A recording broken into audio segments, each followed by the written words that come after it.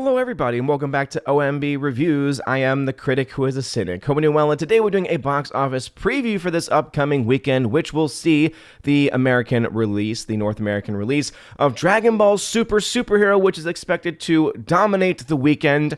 Dominate obviously not being the largest of terms, though $13.2 million opening for Dragon Ball Super film is definitely darn impressive, coming out at over 3,000 screens. So we'll talk a little bit about what that film's likely future is going to be, because we do have some projections as far as how much the film likely cost and why after this weekend it will be at the point of making profit, at least according to some of the early reporting of the box office, as this film has already had a release in Japan and maybe a couple other marketplaces at this point in time. We also have the wide release of the new film from Universal, Beast, with one of the worst CGI lions that I've ever seen. Maybe even worse than The Lion King 2019. I think it was 2019. Either way, the so-called live-action Lion King, which was so realistic that it looked so much more fake.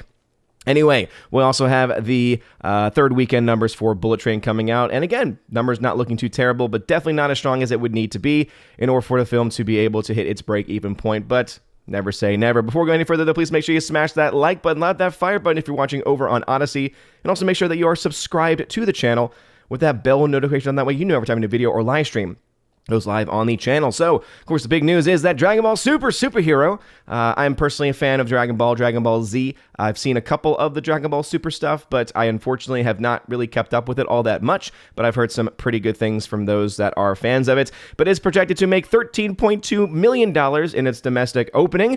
So very impressive there, getting a pretty wide release of around 3,000. Interesting, because typically I feel that most of these films, the Dragon Ball Super films and like these types of more so, I think, specialty releases, I feel like they normally get a much more limited release schedule. So the fact that this one is actually getting a full-fledged release in this way, at the very least getting a full-fledged release at around 3,000 screens, or even just a limited release at 3,000 screens, that is still quite a lot of confidence in this film. Sony being the one who is distributing that film here in North America, coming from Crunchyroll, of course. But $13.2 million is projected to put this film at the #1 spot of the box office, and it also shows you just how slow things are right now at the box office. Again, nothing against Dragon Ball Super, but $13.2 million for a #1 film domestically is not all that strong, and it is, again, a sign of the times, especially when the other main release, which is getting a worldwide release, right? So as far as not being a specialty item that hasn't already had a release, that film being Beast from Universal is only expected to make $10 million in its opening. However, we do have now a projected budget for that movie, and it doesn't need to make a whole lot of money in actual fact to break even. And so it's actually pretty clear now that the reason why the CGI looks pretty crappy in the trailer is because they didn't spend a lot of money on it. And hey, I guess kudos to Universal for not overspending on bad effects, but hey, you could have gone the film of Love and Monsters, which was able to, with around the same type of budget, create some pretty awesome looking visual effects. But I digress there. Coming in at #3 spot is going to be Bullet Train, again from Sony, with another $7.6 million, bringing its total domestic to $68.3 million. As you can see, it's going to start to drop out of some theaters at this point. It's a 43% drop in its third week of release, so definitely not the best case scenario there. Bullet Train looking like it will end up being a box office bust, unless some of the remaining countries, which there aren't many, are able to somehow show numbers that we are not expecting it to see. And it's sad, because it's a really good film that I think people should go see. Top Gun Maverick continuing to be in the top 5. Continuing to be in over around 3,000 screens, having only a 16% drop now going into its 12th or 13th week of release, which again just shows you how incredible this film actually is, and just how amazing this film from Paramount and the release for this film has actually been. Truly historic in so many different ways. Expected to make another $5.9 million, bringing its domestic to 683.5. Be amazing if the film got to 700 million, but I just don't know if it has that much left in the tank. It might. Again, it's still making almost $6 million after 12 or 13 weeks. But at this point, right, it is getting much closer to a physical media release. And every week it gets closer to that, the lower that box office is likely going to get. I know I already have mine pre-ordered, Steelbook 4K of this one. And hey, I think that those special features are going to be pretty darn awesome. DC League of Super Pets is dropping another 30%, so a pretty strong hold there, $4.9 million, even though the film has to make a lot more because Warner Brothers overspent, as they typically do. Thor: Love and Thunder is out of the top 5 this week, expected to make another $3.7 million, bringing its total domestic to $331 million. So again, even though not the worst of drop-offs as far as its later weeks are concerned, it's definitely not looking to be one of the better MCU box office releases. Nope also continues to drop off and is starting to lose a lot of theaters as well. As I mentioned previously, got to wait to see if it shows up at all in the international markets, if it's going to have any hope of making its money back. Minions: Rise of Gru continues to hang around even after several weeks, making another $3.5 million.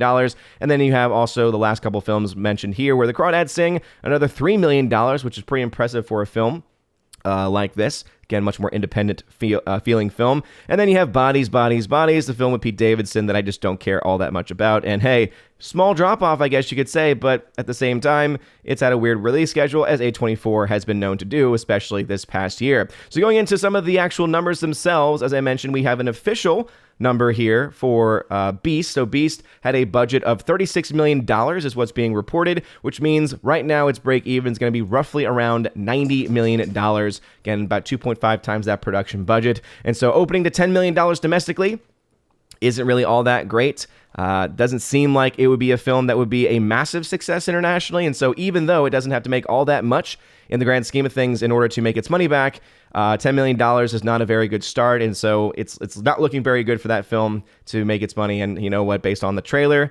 I wouldn't be sad if that were actually the case. I know that some people have tried to defend the film saying, well, hey, don't you want to praise the film because it's showing a good dad, and that's not very common in today's Hollywood structure. And though I would agree to an extent, I also can't look past the really bad CGI. And as you all know, if you follow me for a while, really bad CGI really grinds my gears. It really just gets me, because especially when you have Hollywood studios with all this money, all this insane amount of money that they just thrust into these projects, and then they over rely on green screen, blue screen, CGI effects, etc. The fact that they look so artificial and they look so fake and they look so bad, then by comparison, it just becomes that much more frustrating. And so again, those are just the way, and that's just the way that I happen to feel about that matter. Dragon Ball Super, we don't have an actual official budget for, but the last major film, Super Bowl, Dragon Ball Super Broly, cost around $8 million production budget. And so my guess is that since this is another film, they're probably going to want to put more money into it, my guess would be, and just also accounting for things like inflation, I would say that the budget probably is going to be close to $10 million, again, between $8 and $10 million there. So its break-even point going to be somewhere between $20 and $25 million. It's already made 18.5 though, based on its Japanese release. And again, I think it may have been released somewhere else as well. But again, $18.5 million, pretty impressive there. And so after this weekend, it will have officially hit its break-even point, or at least its projected break-even point. I don't see the film costing that much more than $10 million, just based off of, you know, the history of those films and those releases. But either way, it's looking like it's going to be yet another major money maker for Crunchyroll and for all those who were involved in the actual production of that film. As you can see, though, Bullet Train, as I mentioned, not a good number there, right? I know River is someone who very much wanted Bullet Train to do well. Unfortunately, it's not looking like that is going to be the case, and that, of course, makes me sad. But hey, at the very least, we can hold on to Top Gun Maverick, which continues just to completely destroy all things. And let me go ahead and see if I can get an updated box office number here. For that movie. As you can see, the daily charts there, Bullet Train, DC League of Super Pets, Top Gun Maverick is still in the top 3, even in the daily releases there. Top Gun Maverick and Bullet Train, let's pull those up. Maverick now at $1.375 billion, so 1.4 still potentially on the cards, you know, in the cards there, with the $5 million projected for the weekend. That would put it a little over $1.38 billion. If it's able to make between 5 and 10 billion 5 and 10 million internationally, you're looking at it getting closer to 1.39 billion. So as you can see, yeah, it's still a possibility. And if I were Tom Cruise, if I were Paramount, and I was like, hey, let's hit that $1.4 billion. That's not a number that you hit very often these days. Let's go ahead and show everybody that, yeah, this is a special film. It's not just a random film that people happen to like. It actually happens to be a really solid film. It does something that is very rare. It's, one, a good sequel. Very, very rare for people to be, you know, for things to be able to do that. It is also just a solid film to boot, with great visual effects, without having to overuse CGI elements, and actually being able to have cameras inside these jets with the actors actually inside of these jets. in the passenger seats, right? Because obviously they wouldn't be able to actually fly them, but the fact that they're in there nonetheless feeling those G-forces is darn impressive. Bullet Train, again, wish it was doing better, but right now $118.1 million.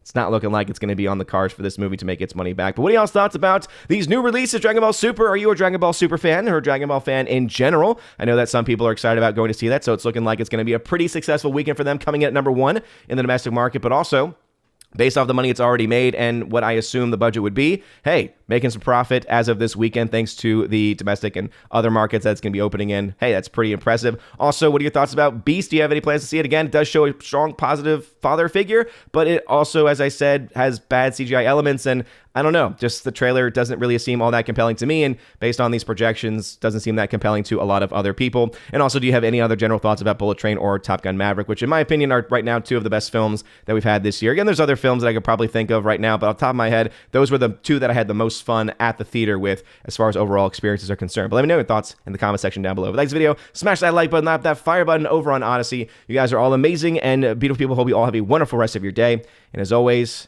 God bless.